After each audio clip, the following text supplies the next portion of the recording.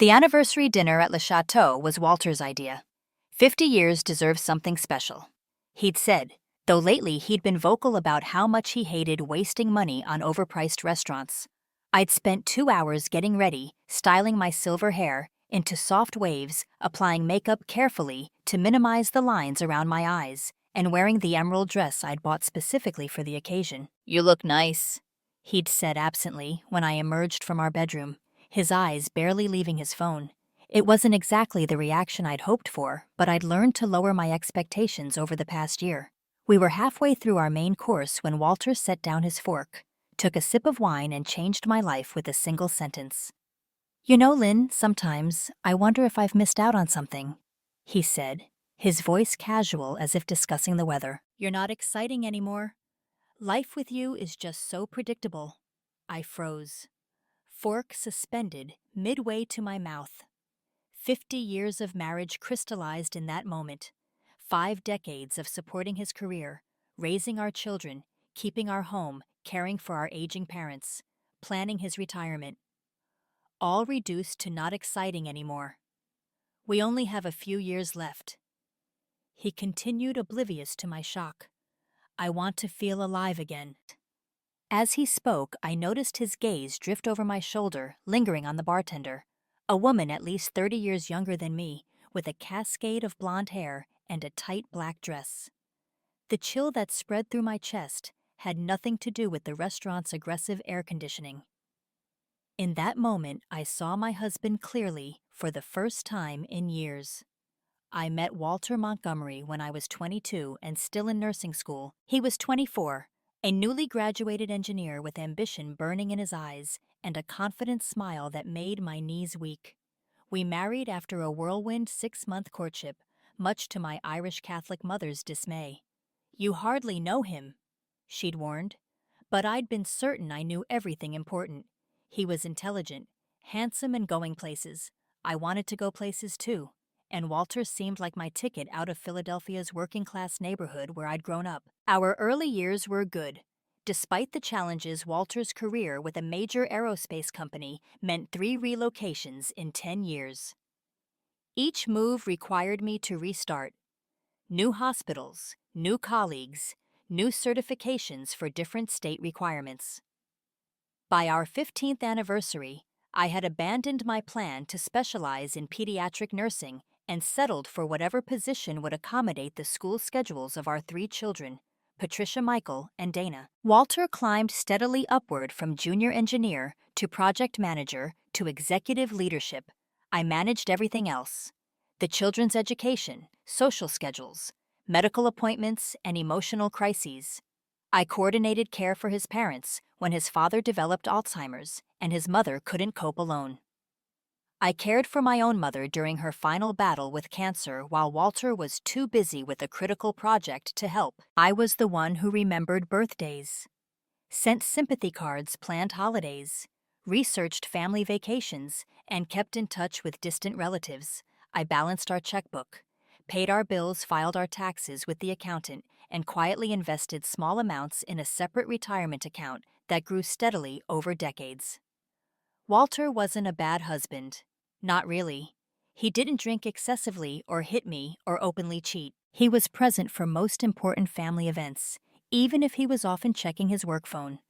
He remembered most anniversaries, even if the gifts were clearly last-minute purchases. He provided financially and seemed proud of me when introducing me to colleagues. But Walter always came first in Walter's life, and I had accepted that bargain. His career, his needs, his schedule always took precedence. It was simply how marriages worked in our generation, I told myself. At least that's what I believed until his retirement 3 years ago. The changes began subtly. First came the red convertible, a retirement gift to myself that cost more than our first house. Then the gym membership and personal trainer, followed by the new wardrobe, the hair transplants, and the subtle cosmetic procedures that he thought I didn't notice. Walter, at 75, was trying to reclaim his youth while simultaneously criticizing me for embracing my age. "Why do you let your hair go gray?" he asked one morning, frowning at me over his protein shake. "Men find it matronly." "I am a matron," I replied, surprised, "and I like the silver." It suits me. He shook his head. You've just given up. Your mother kept her hair colored until she died. My mother's hair was bright orange by the end because she used the cheapest drugstore dye. I reminded him. I thought we both agreed it looked terrible. At least she was trying, he muttered. These little comments multiplied. My comfortable shoes were geriatric. My preference for looser clothing was letting yourself go. My enjoyment of murder, mystery novels was morbid. My gardening hobby was something old ladies do. Our social life changed too. Walter began declining dinner invitations from our longtime friends, calling them boring old people, talking about their health problems. And instead, he joined clubs and groups filled with younger retirees, often attending events alone, because you wouldn't enjoy it. Lynn, I tried to adapt. I suggested new activities we could try together. Dance classes, cooking workshops, wine tasting events. Walter dismissed them all as not his thing. I proposed the European river cruise. We'd talked about for years. Walter said international travel was too complicated at our age.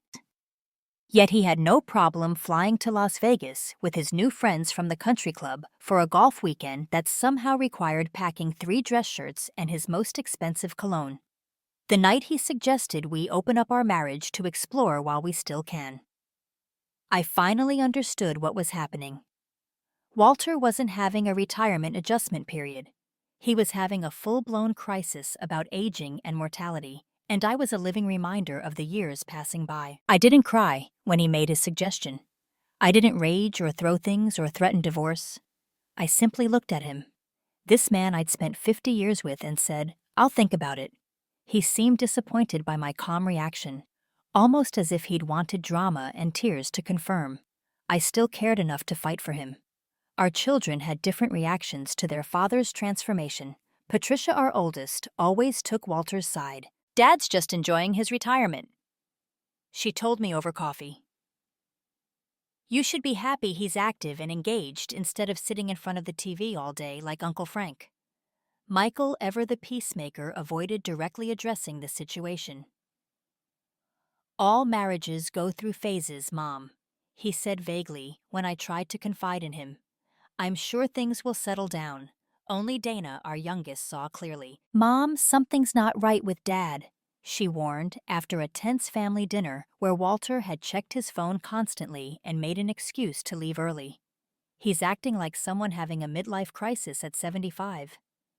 The sleeping pills and anti-anxiety medication were my doctor's suggestion after I mentioned casual thoughts about not wanting to wake up.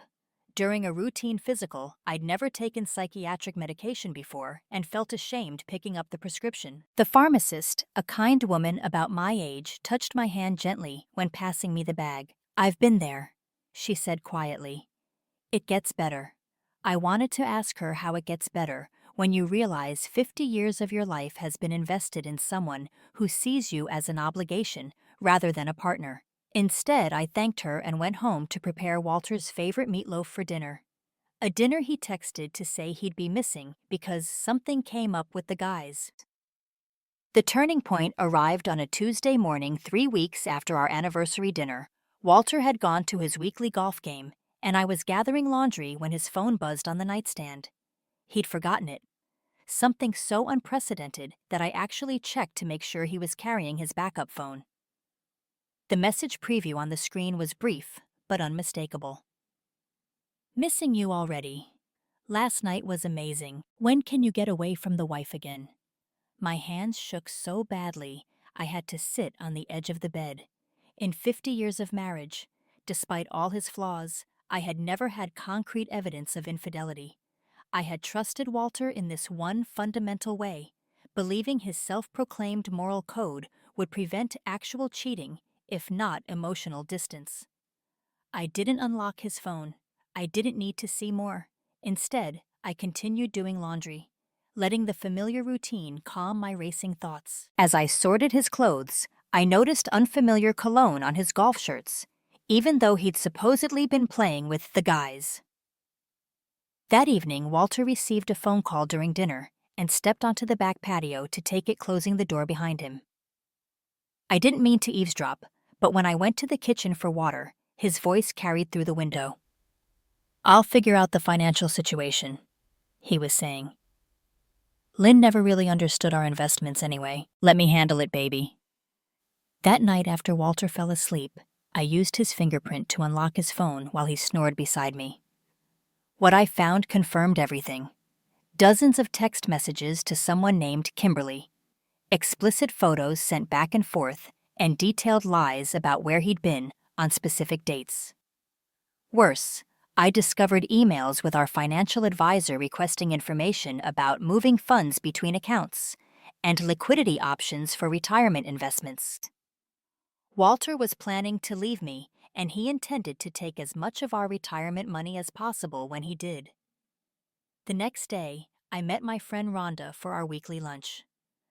Rhonda had been widowed 5 years earlier and had reinvented her life with an enthusiasm I'd secretly envied. She listened without interruption as I laid out the whole situation, then reached across the table to grasp my hands. "Lynn, you don't have to accept this," she said firmly. "This is your life too." "But what can I do?" I asked. "We've been married 50 years. Everything is entangled." "Everything can be disentangled," she replied. "And 50 years of supporting him entitles you to security. Now the question is, what do you want your next chapter to look like?" On the drive home, her question echoed in my mind. What did I want? For decades, what I wanted had been secondary to Walter's needs and our children's needs. I couldn't remember the last time I'd made a major decision based solely on my own desires. As I pulled into our driveway, a clarity I hadn't felt in years washed over me. "I've spent 50 years living the way he wanted," I whispered to myself. "I won't let him take away what's left of my life." My plan began with a call to Samuel Chen. He had been our neighbor for 20 years before moving to a retirement community, and he'd worked as a financial advisor before retiring himself. More importantly, he was one of the few people Walter had never managed to charm. Samuel saw through people's facades with unsettling accuracy. "I've been expecting this call for years," Samuel said after I explained my situation.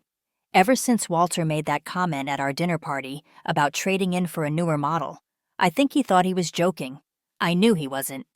Samuel walked me through our financial situation in detail. As it turned out, I understood our investments far better than Walter realized.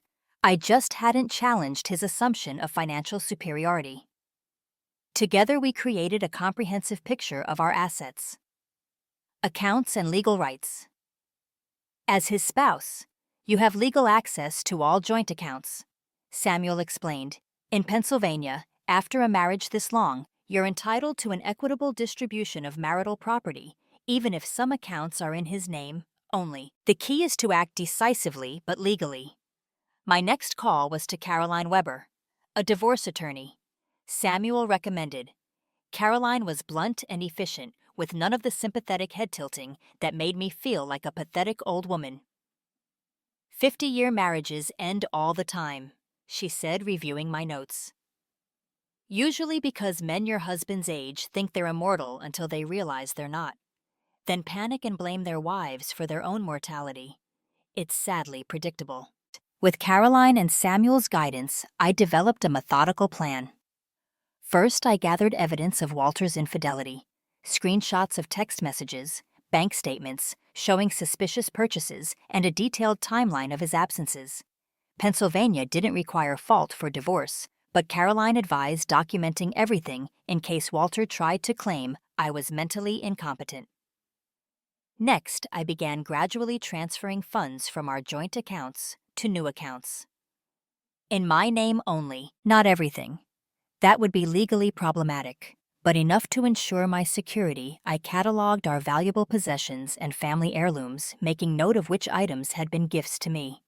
Specifically, I researched apartments in Philadelphia's Center City, finally selecting a modern one-bedroom with security elevator access and walkability to shops and restaurants. I paid the deposit and first month's rent from my personal savings account, the one I'd maintained separately throughout our marriage for household emergencies. All the while, I maintained absolute normalcy at home. I cooked, Walter's favorite meals, laundered his golf clothes without comment, and listened to his stories about his friends with polite interest. When he mentioned needing more space in our relationship, I nodded understandingly and said I wanted him to be happy, but I also began changing in subtle ways.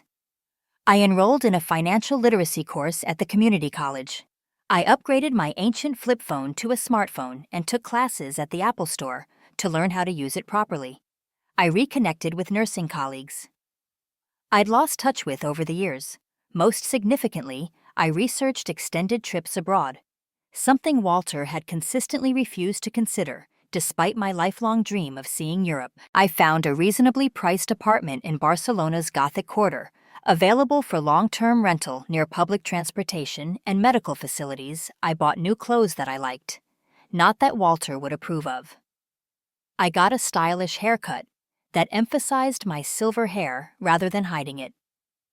I started walking 3 miles daily, not to lose weight, as Walter had often suggested, but to build stamina for exploring European cities on foot. Each small step made me feel more capable, more independent, and more certain that I could handle whatever came next. The day I chose for my departure was calculated carefully. Walter had a weekend golf tournament in Scottsdale, 3 days where he'd be unreachable for hours at a time. I knew from his text messages that he planned to meet Kimberly there, having told me the trip was guys only. The morning he left, he kissed me absently on the cheek and reminded me to water his prized orchids. "Don't overwater them like last time," he cautioned. "They're very delicate." "I'll take good care of everything," I promised, and for once I wasn't lying. As soon as his cab pulled away, I began executing the final phase of my plan. My suitcases were already packed and hidden in the guest room closet. Important documents were secured in a portable file. Medications were organized in a travel case. The movers I'd hired arrived precisely at 10 a.m. to transport my pre-selected furniture to my new apartment. By 2 p.m., everything I wanted was out of the house. I took one last walk through the home where I'd spent 30 years of my life, saying goodbye to the garden. I'd tended the kitchen. I'd renovated the living room where our children had opened Christmas presents for decades. On the dining room table, I left a manila envelope containing divorce papers prepared by Caroline, printed screenshots of Walter's text messages with Kimberly, statements showing his attempts to move our retirement funds, a detailed accounting of what I had taken and what I had left, a short letter that read, "After 50 years, I deserve more respect than this. I'm no longer exciting to you, and you are no longer trustworthy to me." I didn't cry as I locked the door behind me. The time for tears had passed weeks ago. Alone in my bathroom, where Walter couldn't hear me. Now there was only forward motion, one step after another, toward the life I wanted for myself. Walter's first text came at 10 p.m. that night, clearly after a dinner with Kimberly, when he'd checked his phone to find multiple calls from the security company about unusual activity at our house. "What the hell is going on? Where are you? Why were there movers at our house?" I didn't respond. The next message came an hour later. "Lynn, answer your phone, this isn't funny." By morning, the tone had changed. "You can't just take our money. That's my retirement too. I'm calling the police." Then the lawyer says, "You can't take that much from our accounts. I'm going to fight this." And finally, the most revealing. "Kimberly left. I need to come home. We need to talk about this like adults." I blocked his number and turned my attention to setting up my new apartment. Rhonda helped me arrange furniture and hang artwork. My brother Bernie drove down from Boston to install security measures and make sure I was settled. Donna visited with her children, approving of my modern space with its city views. Patricia and Michael were less supportive. Initially, Patricia called me selfish and cruel, until I emailed her selected screenshots of her father's text messages to Kimberly. Her subsequent silence spoke volumes. Michael waffled until Walter tried to involve him in accessing my new accounts, at which point he finally took a stand and refused to aid his father's financial maneuvering. Walter attempted various strategies to regain control. He showed up at my apartment building only to be turned away by security. He sent increasingly desperate emails that alternated between threats and pleading. He tried to charm Caroline during divorce proceedings, failing spectacularly when he suggested the judge wouldn't side with a vindictive old woman. The divorce was finalized in 7 months, with terms largely favorable to me. The house had to be sold and the proceeds divided, but I retained my fair share of our retirement accounts and received alimony based on Walter's executive-level pension. I had already gifted each of our children a portion of my settlement, not enough to create dependency, but enough to help with grandchildren's college funds and mortgage payments. 1 year after leaving Walter, I sat on the balcony of my Barcelona apartment watching the evening light turn the ancient stone buildings golden. Below me, tourists and locals mingled in the narrow streets, and the smell of garlic and saffron drifted up from the restaurant on the corner. "You've created a wonderful life here," Rhonda said, sipping her wine. She had flown over to visit for 2 weeks, the first of several friends who'd planned trips to see my new home. "It's still taking shape," I replied. "But yes, it's becoming mine in all the ways that matter."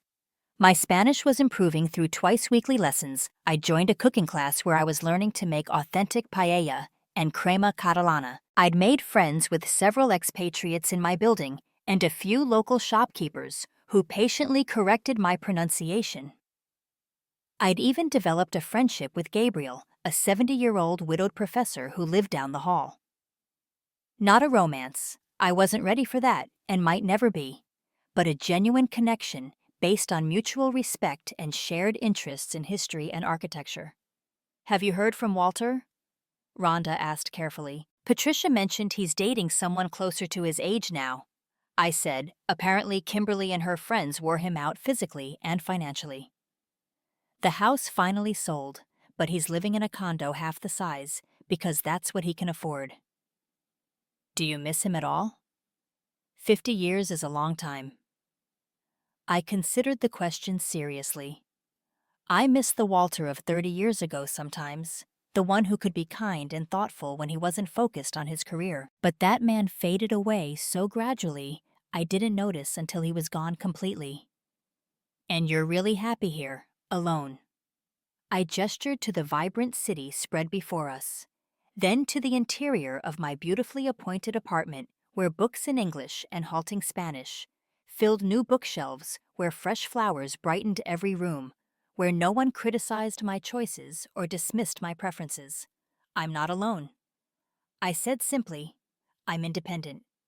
There's a world of difference. Later that evening, I had a video call scheduled with Dana and my grandchildren. As I prepared for it, setting up my tablet on the kitchen counter, I caught my reflection in the window. My silver hair gleamed in the apartment lights. My posture was straight, no longer hunched from trying to appear smaller and less threatening to Walter's ego. My eyes were clear and direct, no longer sliding away from potential confrontation. At 73, I had expected to be winding down my life, adapting to increasing limitations and narrowing possibilities.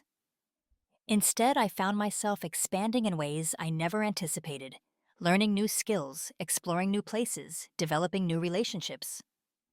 When Dana's face appeared on screen, surrounded by my grandchildren's eager expressions, I felt a surge of gratitude for technology that allowed me to maintain these precious connections across an ocean. "Grandma, are you going to the beach tomorrow?" 7-year-old Emma asked immediately. "Not tomorrow, sweetheart. Tomorrow I'm taking a boat trip to see dolphins."